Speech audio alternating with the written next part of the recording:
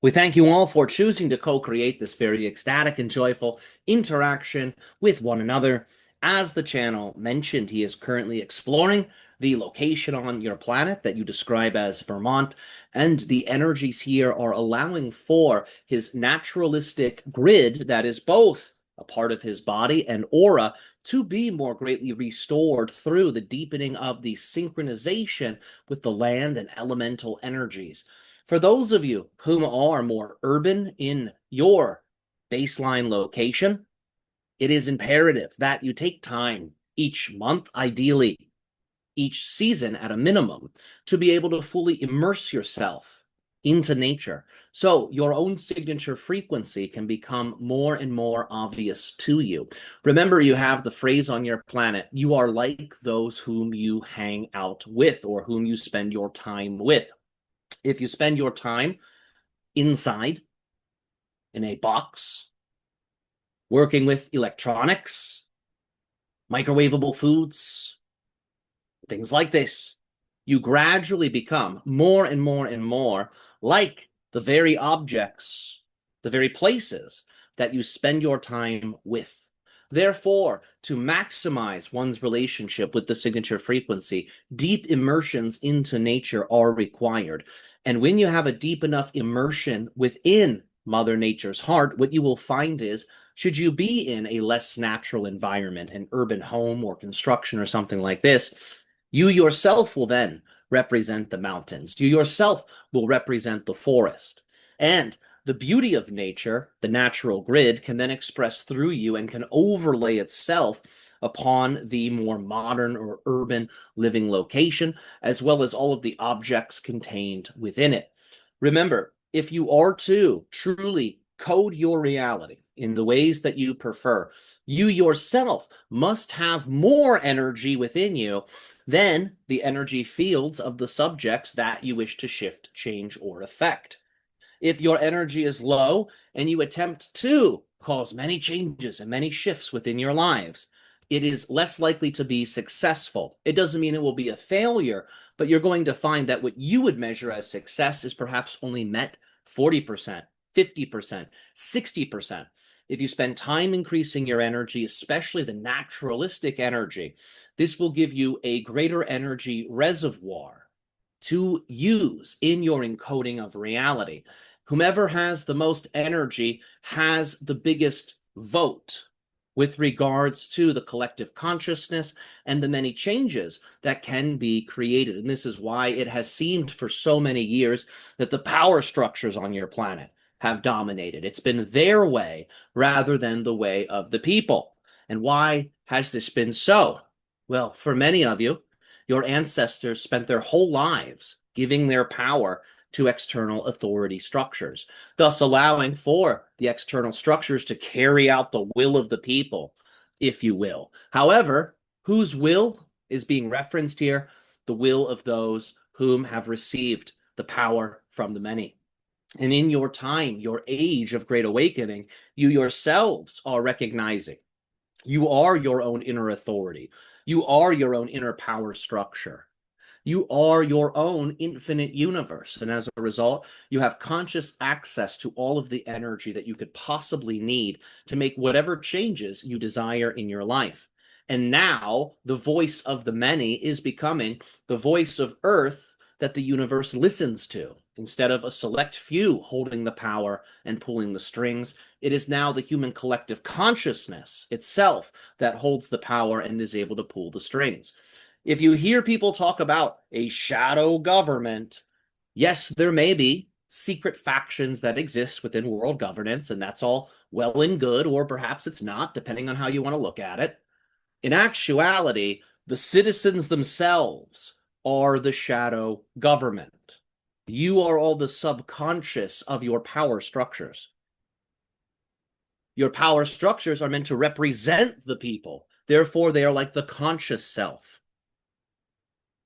Just as your conscious mind represents who you are and what you're up to behind the scenes to the best of its ability. You act as the programming subconscious for all aspects of world governance and what you would describe as external authority, external power structures. And as you know, if you make a big change within your subconscious, well, what happens inevitably? Conscious mind, conscious self, by definition, has to change because it's based on the subconscious self. What I'm getting at here is if you create the energy upgrades needed, if you create the inner shifts within yourself that are needed, that are designed to balance you no matter what, then what you will find is you have the permission and the authority to expand and extend that to all beings on your planet.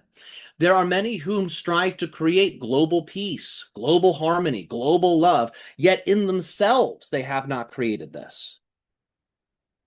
And this is what's described as the savior complex or the messiah complex.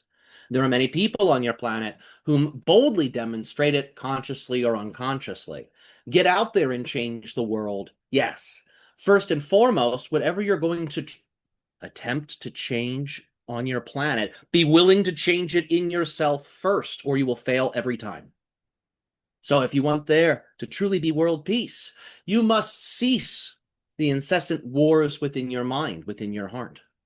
If you want there to be total unconditional love, you must be prepared to unconditionally love every nook and cranny of your infinite being.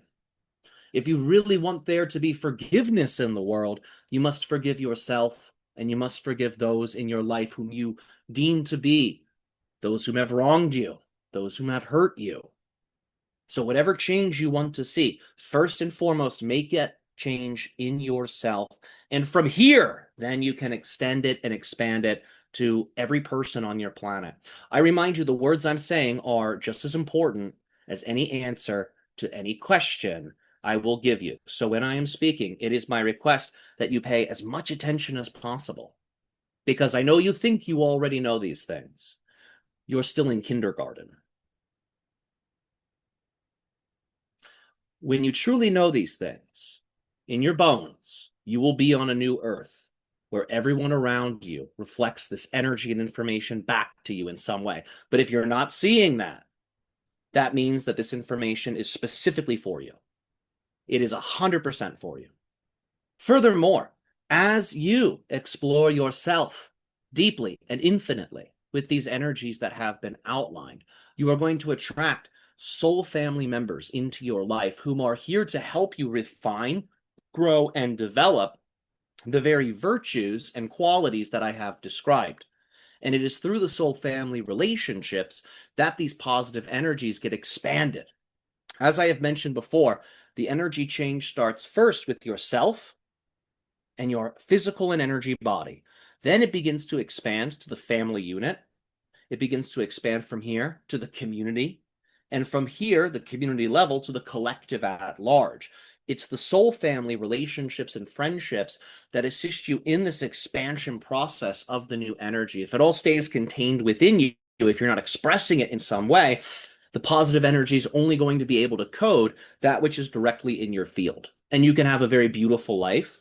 You can have a very enjoyable life simply through having your own field organized in a way that's more preferential.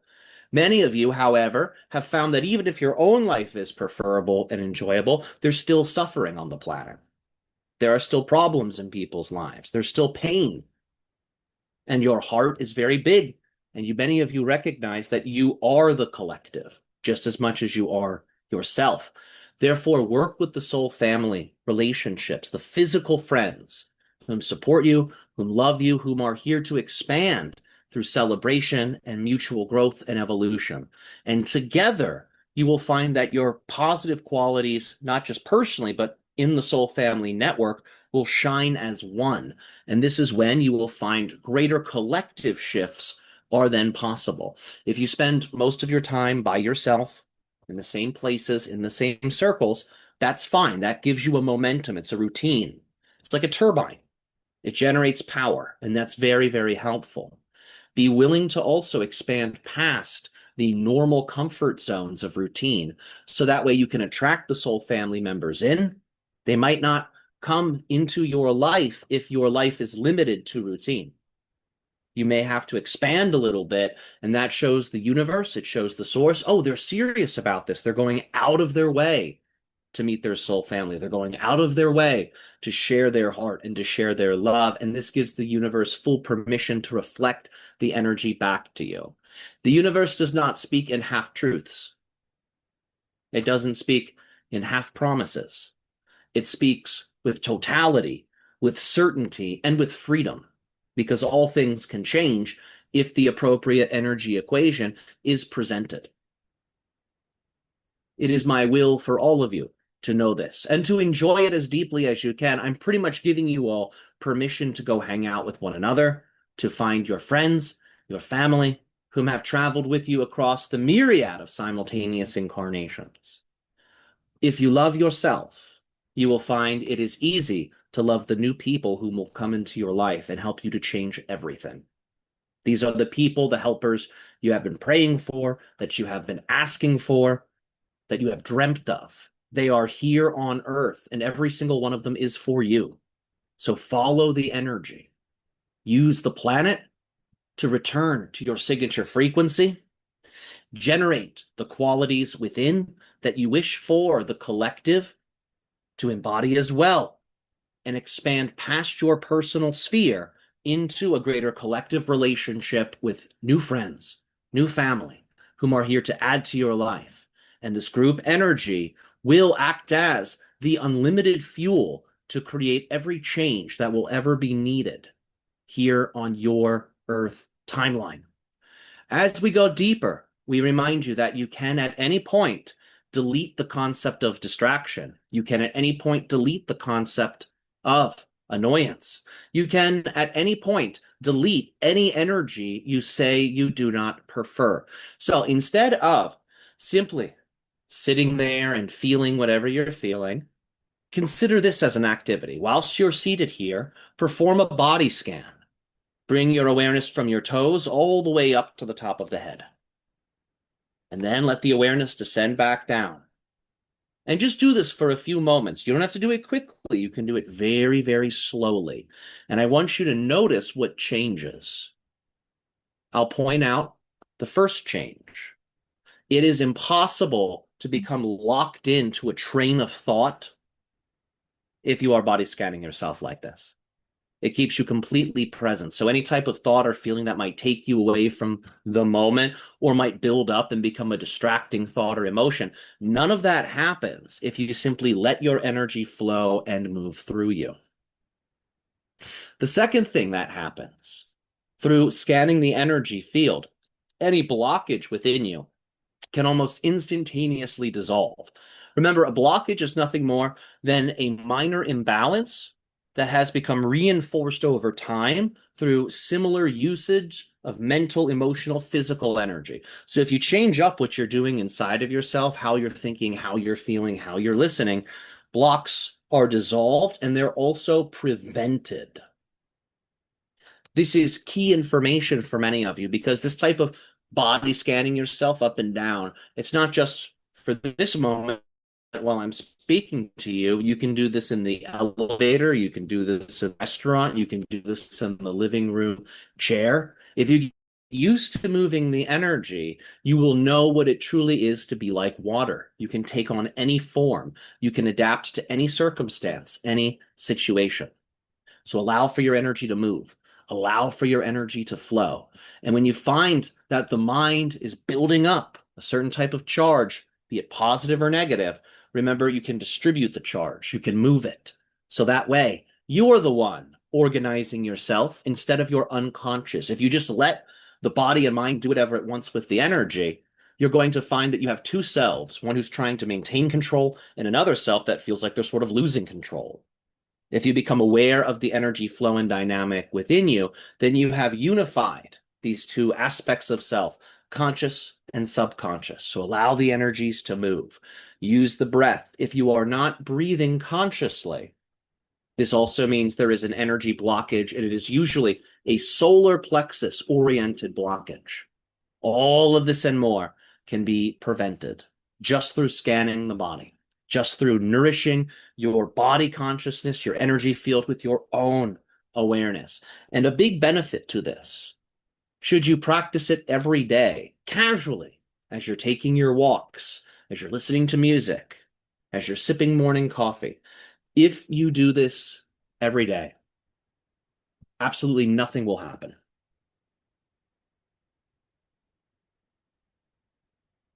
And what is here in this nothing?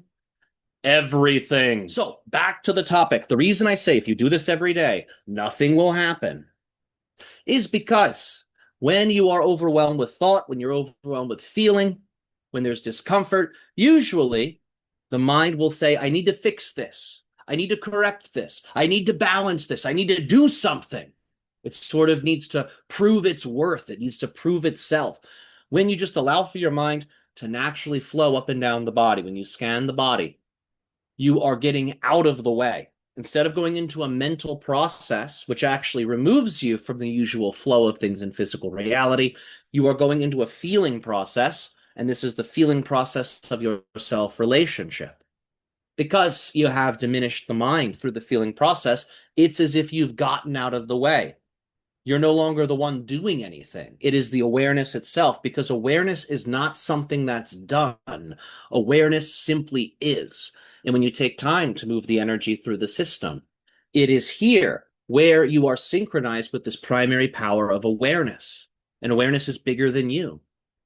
Awareness is what holds the original field of light that engendered consciousness itself. When nothing happens, when you're not doing anything, this is when everything happens and everything can be done. Everything can be achieved.